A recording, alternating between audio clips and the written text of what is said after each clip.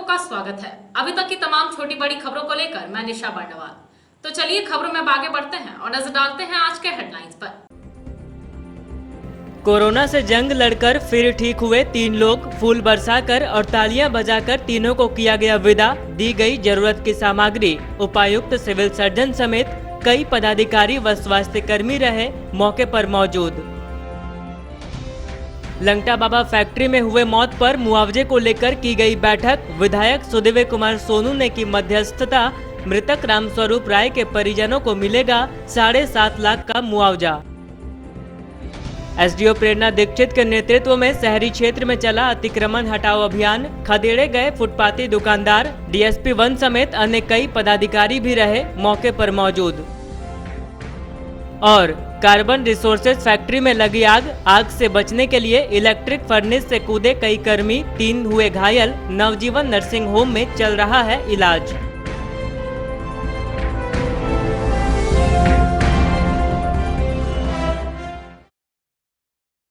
और अब खबरें विस्तार से। बदडीहा स्थित कोविड आइसोलेशन वार्ड में रह रहे लोग बारी बारी से ठीक हो रहे हैं। फूल बरसाकर और तालियों की गड़गड़ाहट के साथ शनिवार को भी 3 ठीक हो चुके लोगों को यहां से विदाई दी गई। साथ ही उपायुक्त ने उन्हें कई जरूरत के सामान प्रदान किया। गिरिडीह के बदडीहा स्थित कोविड आइसोलेशन वार्ड में रह रहे लोग बारी बारी से ठीक हो रहे हैं। शनिवार को भी ठीक हो चुके 3 लोगों को यहां से छुट्टी दी गई। इस क्रम में फूल बरसाकर और तालियों की गड़गड़ाहट के साथ इन्हें विदा किया गया। मौके पर उपायुक्त राहुल कुमार सिन्हा, सिविल सर्जन अवधेश सिन्हा समेत अन्य कई पदाधिकारी और स्वास्थ्य कर्मी मौजूद रहे। यहां उपायुक्त ने इन्हें कई जरूरत की सामग्री प्रदान की, साथ ही इनकी हौसला अफजाई की।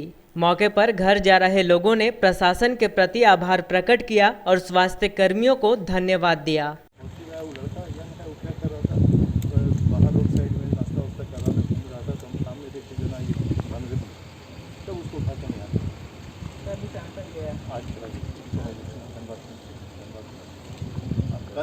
कल इसका वो ट्रूनेट पॉजिटिव आया था, उसी को फिर से कराएं और वो नेगेटिव। आज ये मैडम फर्स्ट रात में ही SMS आया। आज वो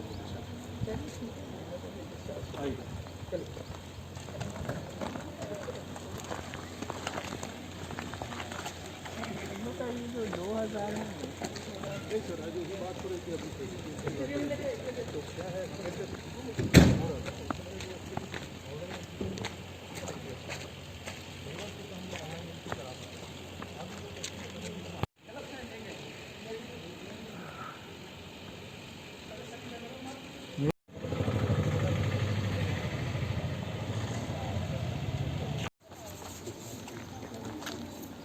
लीजिएगा, खाइएगा।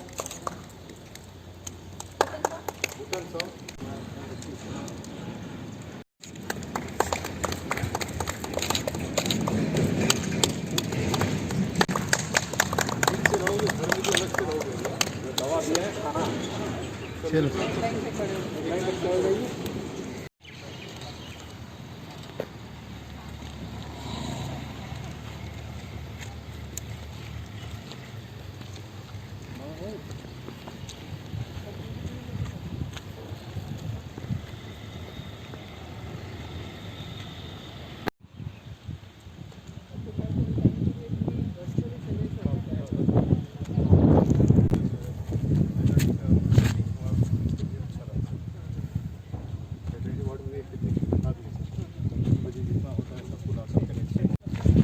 कल हम लोग यहाँ जितने पेशेंट अभी आप जो देखें जिनको रिलीज़ किए, कल इनका ट्रूनेट मशीन से इनका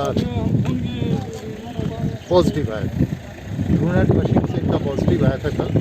तो ट्रूनेट जिनका पॉजिटिव आता है उनका तुरंत जो है हम लोग RT-PCR के लिए करवा दिए। कल शाम में RT-PCR के लिए भेजा गया। धनबाद से वो नेगेटिव रिपोर्ट थे। 2 थे चनमन्नो जमुआ के और 1 थे कुम्हरलालो के। उनको आज रिलीज़ कर दिया गया। फिलहाल तौर पर यहाँ कोई भी पेशेंट अभी नहीं है, क्योंकि जो पेशेंट अभी आप देख रहे हैं वो दिल्ली से आया है। वो दिल्ली में अपना स्वाब कराया था, गाँव का है। वो दिल्ली का केस पॉजिटिव था। वो रास्ते में उसकी रिजल्ट आई थी, क्योंकि वो आदमी इंटेलिजेंट है। वो यहाँ आकर के एडमिट हो गया, अभी वो एडमिटेड है। और उनके साथ जो 3 व्यक्ति आए, 2 व्यक्ति और आए थे, उनमें से एक ट्रूनेट पॉजिटिव था, जिसका स्वाब अभी भेज दिया गया। और मान के चलिए रिपोर्ट कल तक आ जाएगा, इसलिए अब गिरिडीह जिला में एक्टिव केस नहीं। शहरी क्षेत्र में शनिवार को एसडीओ प्रेरणा दीक्षित के नेतृत्व में अतिक्रमण हटाओ अभियान के दौरान फुटपाथ के दुकानदारों के साथ साथ बेवजह सड़क किनारे लगाए गए वाहनों को भी हटाया गया। वहीं राहगीरों को मास्क पहनने और सोशल डिस्टेंसिंग के नियमों के अनुपालन की सीख दी गई। एसडीओ प्रेरणा दीक्षित के नेतृत्व में शनिवार को शहरी क्षेत्र में अतिक्रमण हटाओ अभियान चलाया गया। मौके पर डीएसपी 1 विनोद रवानी सदल बल मौजूद रहे। इस क्रम में मुख्य मार्ग के आसपास लगे फुटपाथी दुकानदारों को खदेड़ा गया। वहीं बेतरतीब तरीके से सड़क किनारे लगाए गए वाहनों को हटाया गया। मौके पर एसडीओ ने राहगीरों को मास्क पहनने और सोशल डिस्टेंसिंग के नियमों को पालन करने की सलाह दी। बताया गया कि फल और सब्जी दुकानदारों को एक चिन्हित स्थान दिया जाएगा ताकि वे वहां अपना रोजी रोजगार चला सके। साथ ही जरूरतमंदों को एक ही स्थान पर जरूरत की सामग्रियां उपलब्ध हो जाएगी।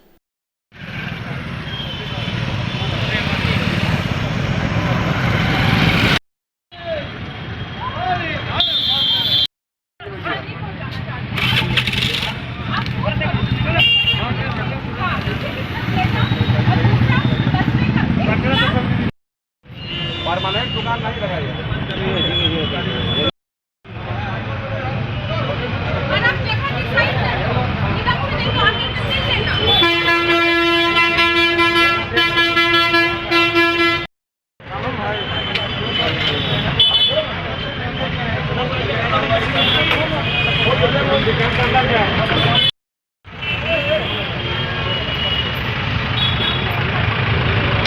उतना आगे जाओगे तो कपड़े ठीक हो भाई किसका भाई कैसे लगाए करो ना जी, कितना अभी अनाउंसमेंट कर रहा बता रहा गाना है जरा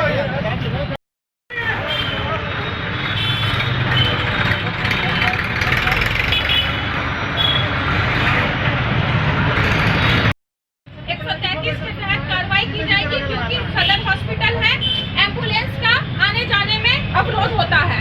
हम लोग के यहाँ पे लड़का भी खड़ा करके देते हैं, हम लोग सुनता नहीं है। अपने सामने लगना मत दीजिए।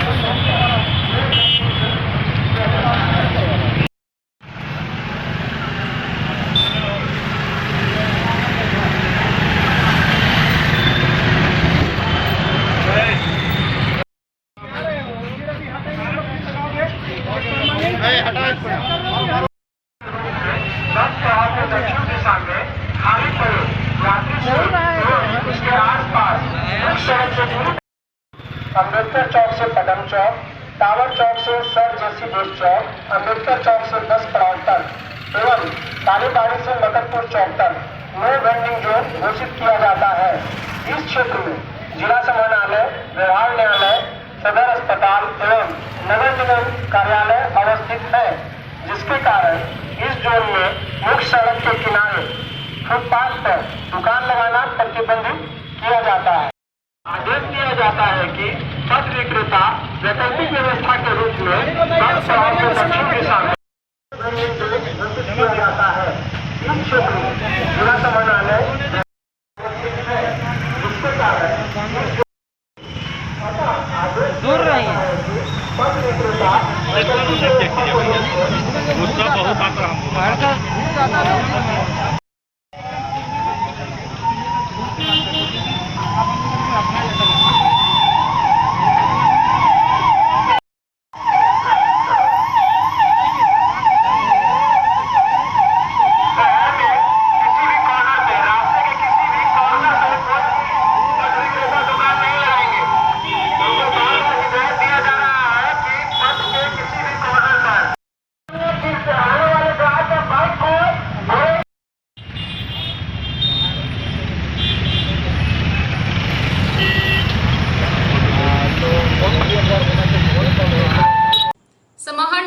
सभागार में डीसी राहुल कुमार सिन्हा की अध्यक्षता में मनरेगा योजना के संचालन समेत विभिन्न मुद्दों को लेकर एक बैठक की गई। बताया गया कि प्रवासी मजदूरों के क्वारंटीन की अवधि समाप्त हो जाने के बाद उन्हें सरकार द्वारा संचालित विकास योजनाओं से जोड़ा जाएगा, जिससे उन्हें रोजगार मिल सके। मनरेगा योजना के संचालन समेत विभिन्न मुद्दों को लेकर शनिवार को समाहरणालय के सभागार में उपायुक्त राहुल कुमार सिन्हा की अध्यक्षता में एक बैठक की गई। बैठक में उप विकास आयुक्त मुकुंद दास, एसी आलोक कुमार समेत विभिन्न प्रखंडों के प्रखंड विकास पदाधिकारी समेत अन्य अधिकारी मौजूद रहे। बैठक के दौरान बताया गया कि भारी संख्या में प्रवासी मजदूरों का आगमन गिरिडीह में हो चुका है। उनके क्वारंटाइन अवधि के पश्चात सरकार द्वारा संचालित विभिन्न विकासात्मक योजनाओं से उन्हें जोड़ा जाएगा ताकि उन्हें रोजगार मिल सके। बताया गया कि नीलांबर पीतांबर योजना, जल समृद्धि योजना, हरित ग्राम विरसा योजना, आम बगानी तथा मनरेगा के अंतर्गत उन लोगों को रोजगार उपलब्ध कराना है।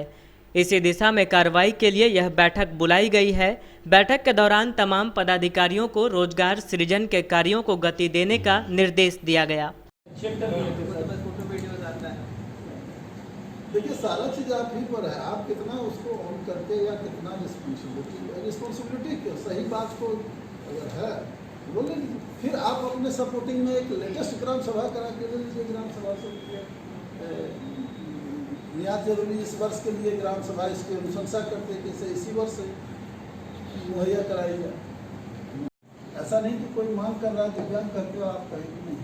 वो 15 का ये मतलब नहीं कि कैटेगरी वाइज अगर एससी में 2 है, 2 नहीं उसमें पूरा है, अदर में है, इन होल ओरिजेंटल का ये मतलब हो कि इन होल आपको 3% आपको करना है और उसमें आप चाहे प्रायोरिटी जंप तो उसमें तो स्वाभाविक रूप से प्रायोरिटी जंप होगा क्योंकि हमको ये पैरामीटर फुलफिल करना है। जिले भर में 80,000 से अधिक प्रवासी मजदूरों का आगमन हो चुका है और अधिकांश प्रवासी मजदूरों के क्वारंटाइन अवधि भी अब समाप्त होने के कगार पर हैं।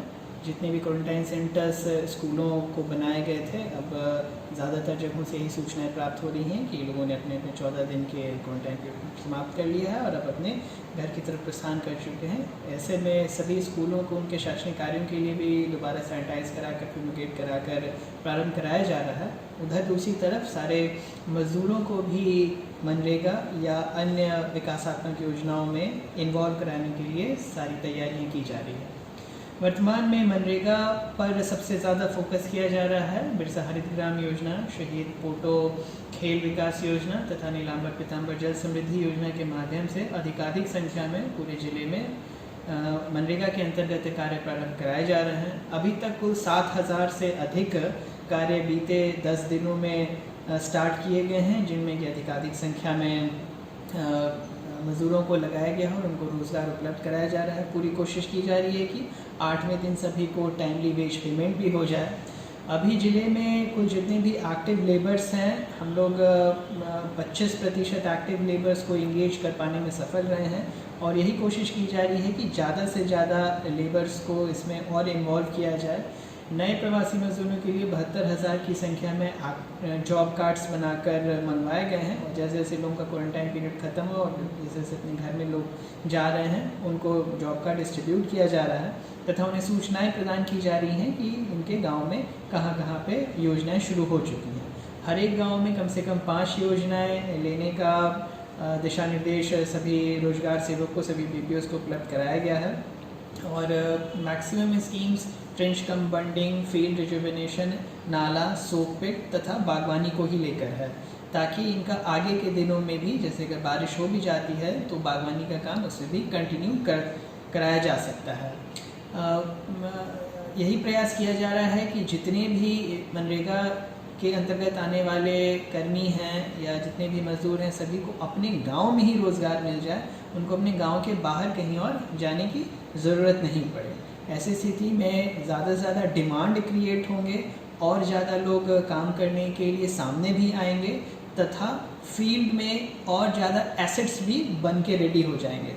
एक बागवानी अगर आज तैयार होती है तो 5 सालों तक उसका रख रखाव रखने का जिम्मा रहता है और 5 सालों के बाद जब वो पूरी तरह से फलदार वृक्ष के रूप में तैयार हो जाते हैं तो उसे कहीं ज़्यादा आय हो जाती है। तो एक परमानेंट एसेट के रूप में ये बागवानी का कार्य रेडी होता है।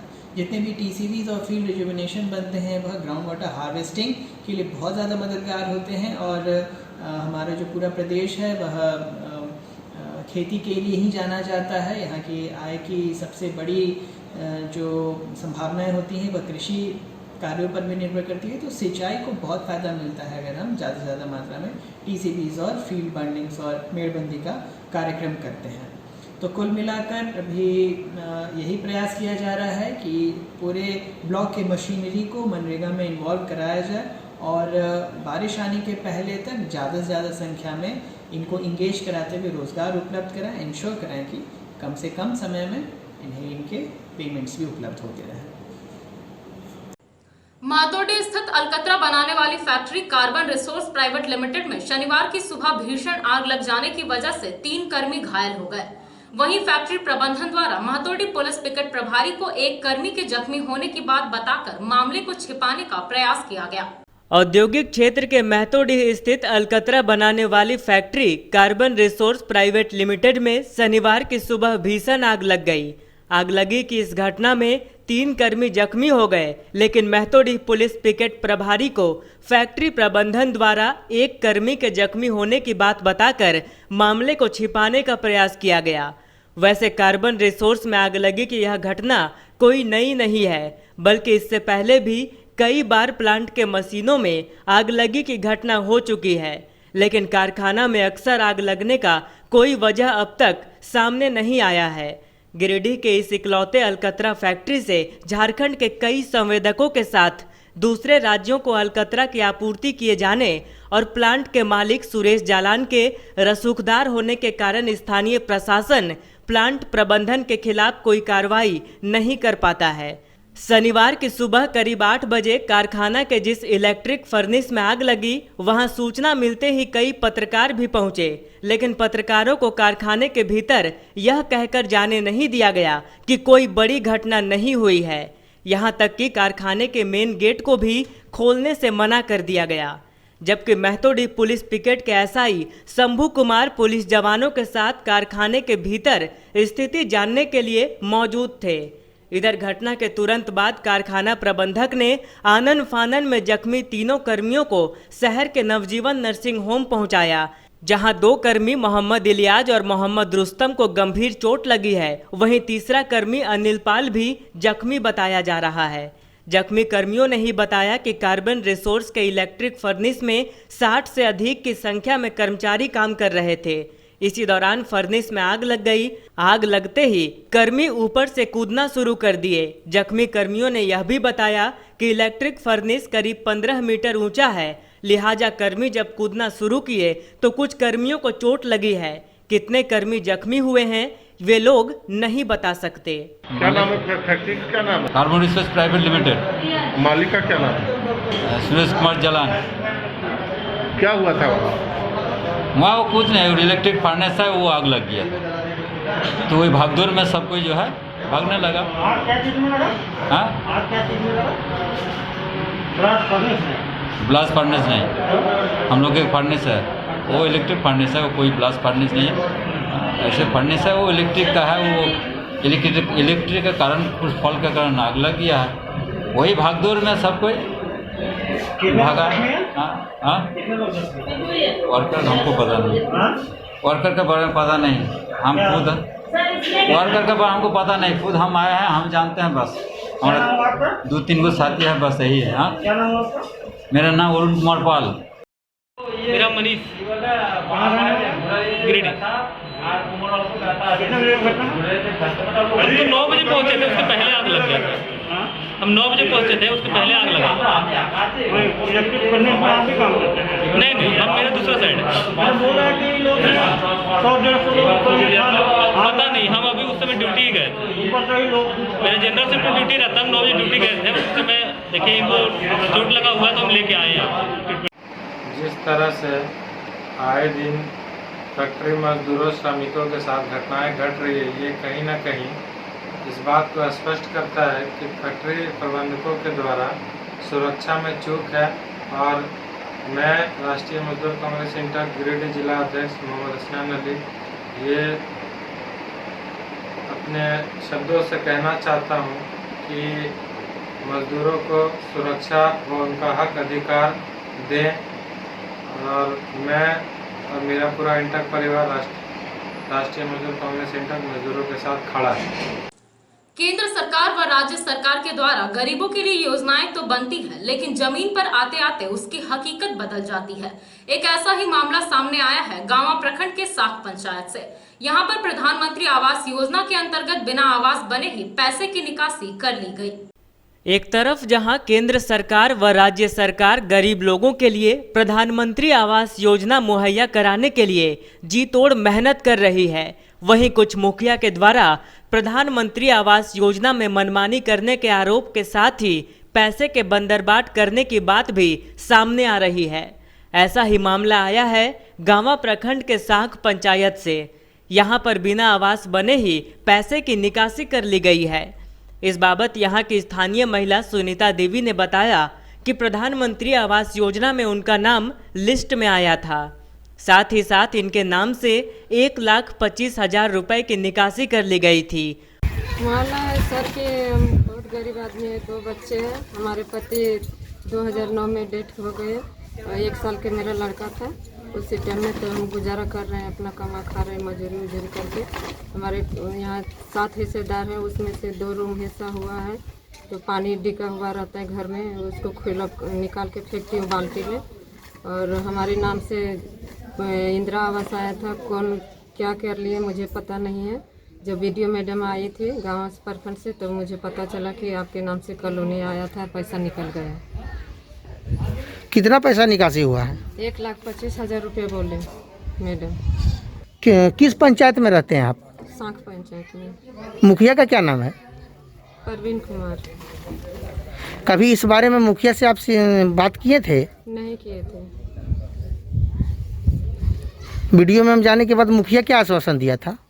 कुछ नहीं बोले हमको। वहीं दूसरी महिला मीना देवी ने भी बताया कि उसके नाम से भी 1,30,000 रुपए की निकासी कर ली गई है, लेकिन आज तक उनका आवास कहीं नहीं बना है। सिर्फ कागजों के आधार पर पैसे की बंदरबाट कर ली गई है।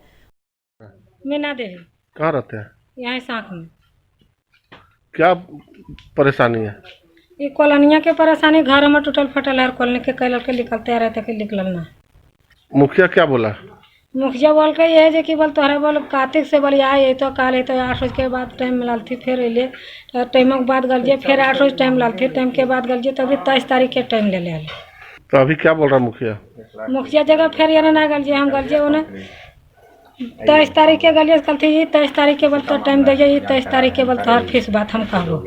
रोजगार सेवक के काल गलिए कि करिए रोजगार सेवक तो हाँ ले तो याता होता कैल है तो हमारे कॉलोनिया की बोले बोला हमारे घर तो नहीं है, तो हमारे घर जो नहीं इस तरह जरूरत ना मुखिया जी घर जी वह लिखा है कि मीना देवी के रवत माता बेटी के मीना देवी के कॉलोनी निकल गई तो 1,30,000 पेमेंट है। अरे कॉलोनी के नाम मिला और कॉलोनी हमरा निकलना, हमरा मिलल कॉलोनी ना है और हमरा पता भी ना ले कि हमारे नाम से कच्चा उठक करूँ। वहीं स्थानीय निवासी गुदरी महतो के नाम पर भी 1,30,000 रुपए की निकासी हुई है, लेकिन उसका भी आवास आज तक नहीं बना है। क्या नाम है? कौन पंचायत है ये? आपको आवास इंदिरा आवास मिला है, लेकिन आपके खाते से पैसा निकासी हो गया है, आपको मालूम है? 1,30,000 रुपया आपके खाते में आया हुआ था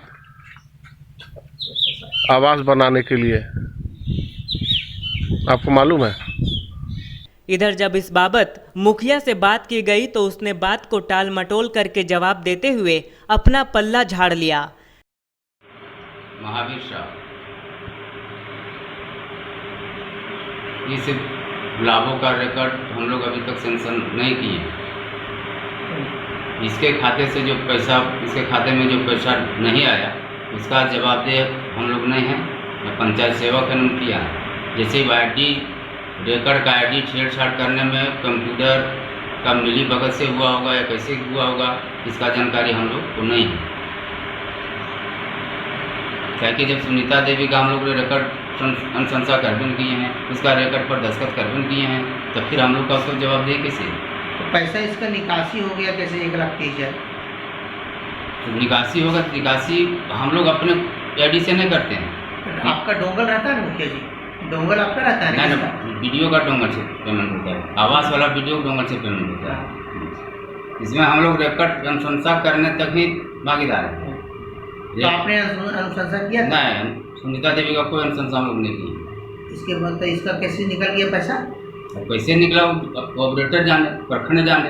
हम लोग तो सिर्फ रिकॉर्ड में अनुशंसा की ठीक है फलाना लाभुक गरीब है, इसको आवास मिलना चाहिए, बस इतना ही अनुशंसा हम लोग से होता है।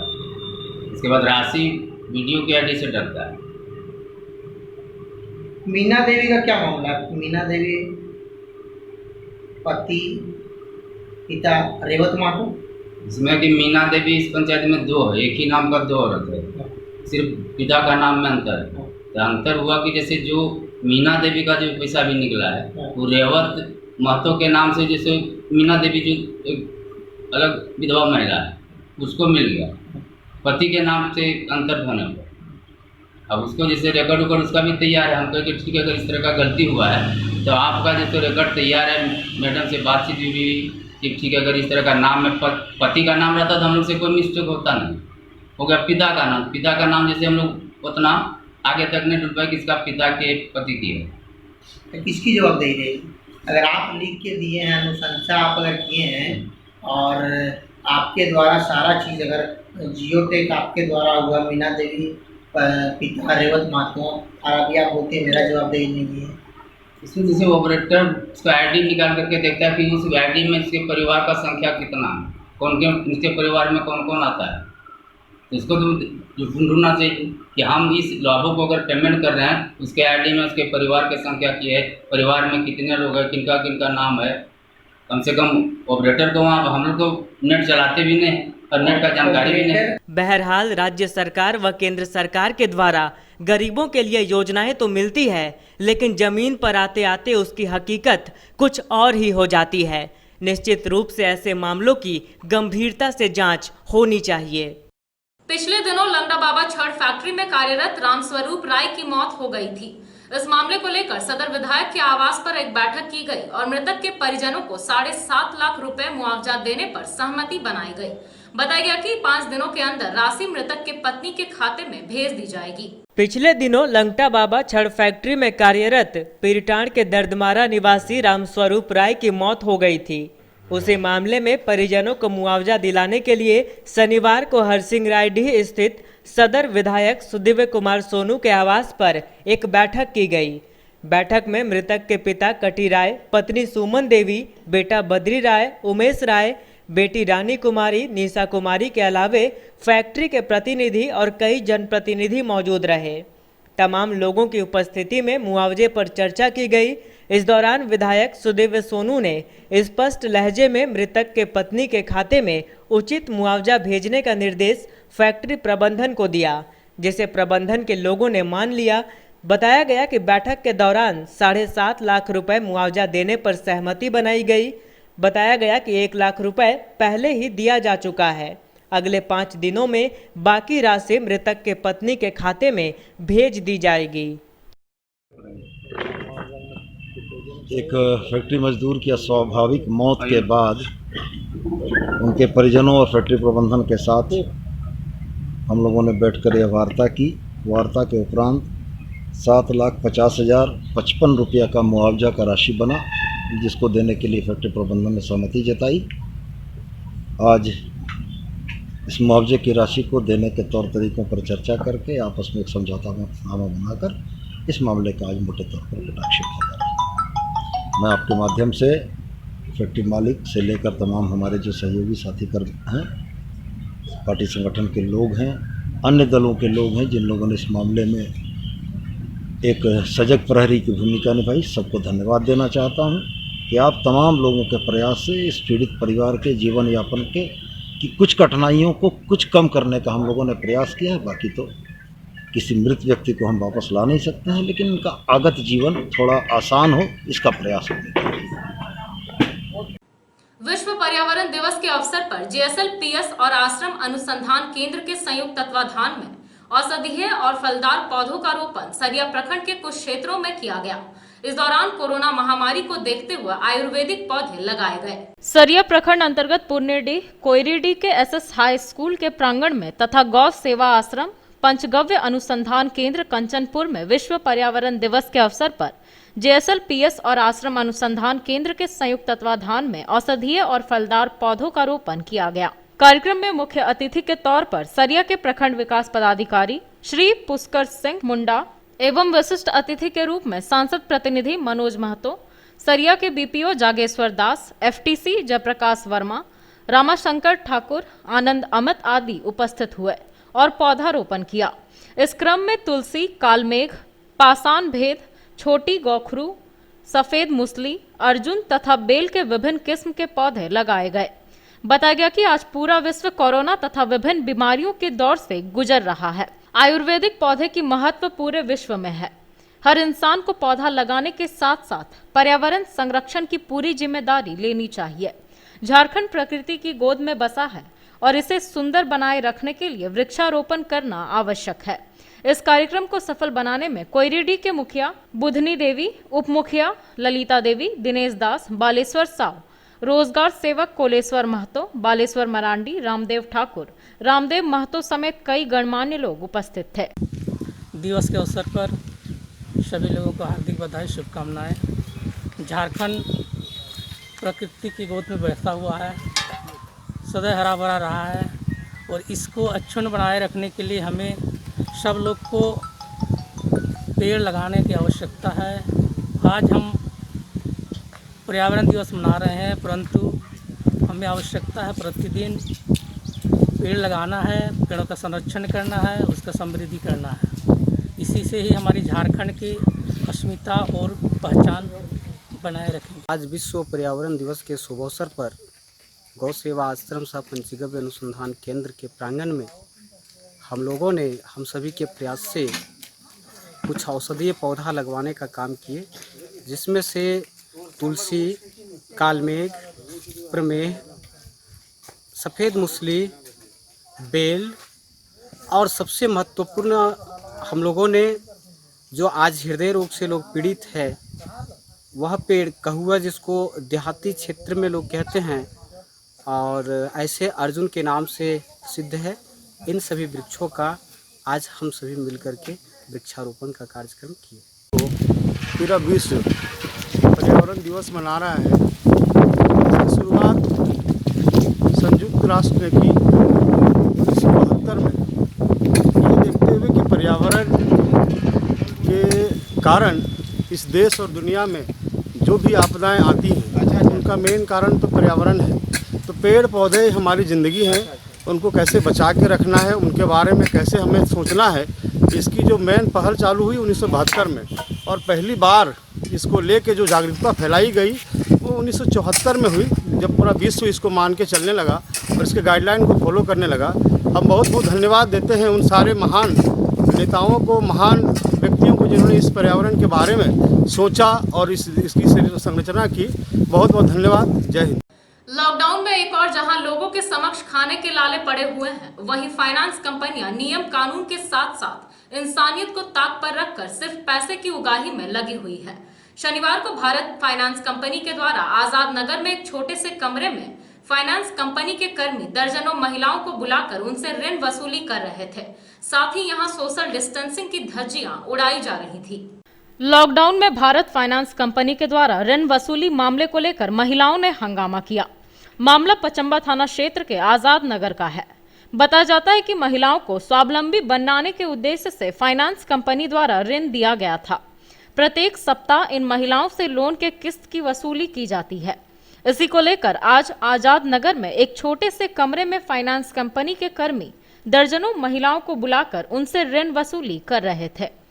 यहाँ पर सोशल डिस्टेंसिंग की धज्जियां उड़ रही थी। वहां मौजूद महिलाओं ने मास्क तक नहीं पहना था। फाइनेंस कंपनी के पदाधिकारी द्वारा लॉकडाउन में किस्त की राशि ब्याज के साथ मांगने पर वहां मौजूद महिलाओं ने हंगामा शुरू कर दिया।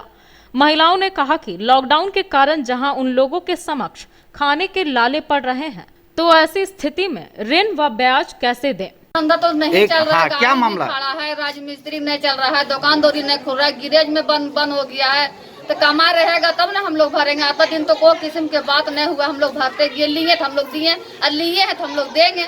अब कमाइए नहीं चल रहा है तो कहाँ से देंगे हम लोग। क्या मामला बताइए तो।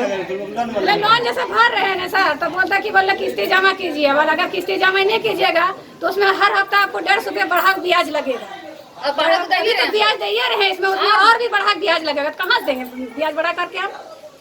अरे 3 महीने में तो मतलब लॉकडाउन चल रहा है ना, गाड़ी चल रहा है ना, कोई काम चल रहा है, कहाँ भरेंगे किस्ती।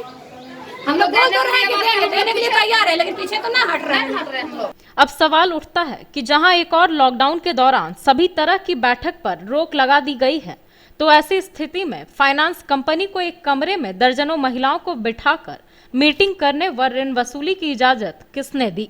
जब इस बाबत संबंधित फाइनेंस कंपनी के कर्मी तबरेज आलम से पूछा तो उन्होंने कुछ भी बताने से इनकार करते हुए अपने बॉस को बुलाने का बहाना बनाते हुए बाइक स्टार्ट कर भागने लगे। आप तबरेज जी यहाँ पर फाइनेंस कंपनी से आए, पैसा वसूल रहे महिलाओं से, तो आप बैठक का इजाजत लिए थे? आप बैठक का इजाजत लिए थे? हेलो। बहरहाल फिलहाल एक और कोरोना को लेकर सरकार व जिला प्रशासन गरीबों की मदद कर रही है, वहीं दूसरी ओर फाइनेंस कंपनी नियम कानून के साथ साथ इंसानियत को ताक पर रखकर सिर्फ पैसे की उगाही में लगे हुए हैं, लेकिन इन पर लगाम लगाने वाला कोई नहीं। विश्व हिंदू परिषद गिरिडीह के आग्रह करने के बाद बिरनी की नाबालिग दुष्कर्म पीड़िता की मां का सिटी स्कैन व जांच नव अल्ट्रासाउंड एवं डायग्नोस्टिक सेंटर के डॉक्टर शैलेंद्र चौधरी के द्वारा निःशुल्क किया गया। बताया कि महिला की आर्थिक स्थिति ठीक नहीं है, जिसकी वजह से महिला का बेहतर इलाज नहीं हो पा रहा है। बिरनी की नाबालिग दुष्कर्म पीड़िता की मां सदमे में है और बुरी तरह से बीमार है।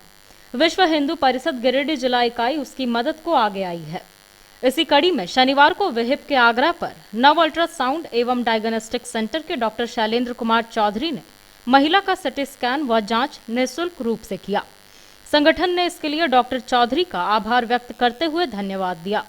बताया गया कि पिछले कई दिनों से महिला सदर अस्पताल में इलाजरत है, लेकिन कमजोर आर्थिक स्थिति की वजह से इनका बेहतर इलाज नहीं हो पा रहा था। इसी बात को ध्यान में रखकर महिला का इलाज कराया जा रहा है। बलिया पंचायत बिरनी में बलिया पंचायत में खुशबू कुमारी साहब घटित घटना को देखते हुए उनकी मां अनीता देवी, शांति देवी परिवार के शोक में इनका ब्रेन हेमरेज हो गया था। विश्व हिंदू परिषद बजरंग दल की इकाई ने डॉक्टर शैलेंद्र चौधरी से मिलकर बिना किसी शुल्क का इनका सिटी स्कैन किया गया और हॉस्पिटल में डॉक्टर साहब से राय मशवरा करने के बाद बताया कि इनका हल्का सा ब्रेन में डिस्टर्ब है, लेकिन अभी इसको ठीक होने में टाइम लगेगा।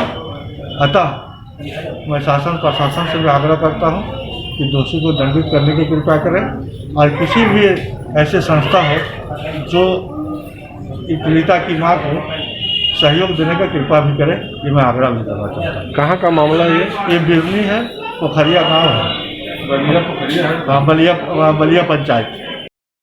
क्या नाम है आपका? मेरा नाम मनोहर पुरी। घर कहाँ है? घर बलिया। ये कौन लगती है प्रीता? बड़ी भाभी। क्या हुआ था? हुआ था कि जैसे घर में पहले घटना हुई थी लड़की के साथ में, बलात्कार किया था। और जब वहाँ से जब घर पर जब टेंशन होने के कारण जब पहुँची घर में, जब नहाने के क्रम में गिर पड़ी अचानक। उसके बाद हॉस्पिटल लगे, वहाँ पे हम मोदी से फिर लाए घर। फिर इस समस्या से जब पूरा तेज समस्या में थी, तब हमारे अन्य साथी लोग समस्या को आगे पहुँचाए और हिंदू परिषद के लोग भी थे, सारे सामाजिक भी लोग थे जो कि हमारे सेवा के लिए बहुत दूर तक पहुँचाए हैं और हमारा इलाज भी हो रहा है सरकारी सदर हॉस्पिटल में। विश्व हिंदू परिषद के द्वारा क्या किया गया? सिटी स्कैन भी हुआ। और आगे क्या मांग करते हैं? अभी तो सब ठीक ठाक, डॉक्टर के द्वारा ठीक ठाक से देख रेख हो रही। उनको जल्द से जल्द गिरफ्तार किया जाए और कोर्ट से हमको न्याय मिलाया जाए। तो चलते चलते एक बार फिर नजर डालते हैं आज के हेडलाइंस पर। कोरोना से जंग लड़कर फिर ठीक हुए 3 लोग, फूल बरसाकर और तालियां बजाकर तीनों को किया गया विदा, दी गई जरूरत की सामग्री। उपायुक्त, सिविल सर्जन समेत कई पदाधिकारी व स्वास्थ्य कर्मी रहे मौके पर मौजूद। लंगटा बाबा फैक्ट्री में हुए मौत पर मुआवजे को लेकर की गई बैठक। विधायक सुदेव कुमार सोनू ने की मध्यस्थता। मृतक रामस्वरूप राय के परिजनों को मिलेगा 7.5 लाख का मुआवजा। एसडीओ प्रेरणा दीक्षित के नेतृत्व में शहरी क्षेत्र में चला अतिक्रमण हटाओ अभियान। खदेड़े गए फुटपाती दुकानदार। डीएसपी 1 समेत अन्य कई पदाधिकारी भी रहे मौके पर मौजूद। और कार्बन रिसोर्सेज फैक्ट्री में लगी आग से बचने के लिए इलेक्ट्रिक फर्नेस से कूदे कई कर्मी, 3 हुए घायल। नवजीवन नर्सिंग होम में चल रहा है इलाज।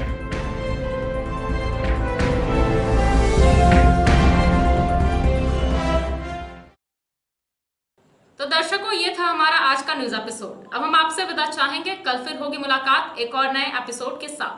तब तक के लिए दीजिए हमारी पूरी टीम को इजाजत। नमस्कार।